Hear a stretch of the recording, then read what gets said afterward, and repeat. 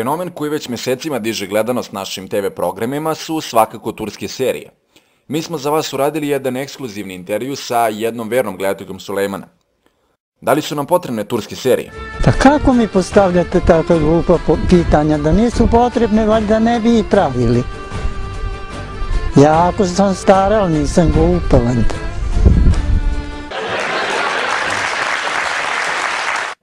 Dosta smo razmišljali ko bi mogao da otpeva intro za tursku seriju Asi, pa smo došli na ideju da to bude jedan naš poznati pevač.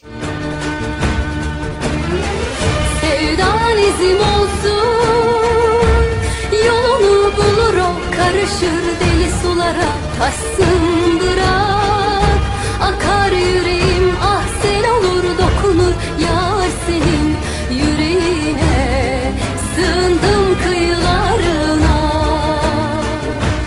Ah, derman ol yaralarıma.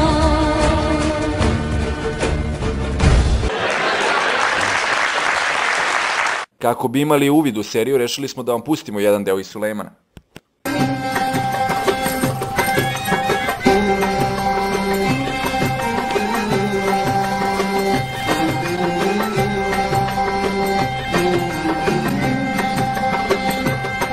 Presvijetli padšahu, oh prosti što ohmetam tvoju duboku meditaciju. Bolje bi bilo, Omere, da je nešto ozbiljno. Srbija.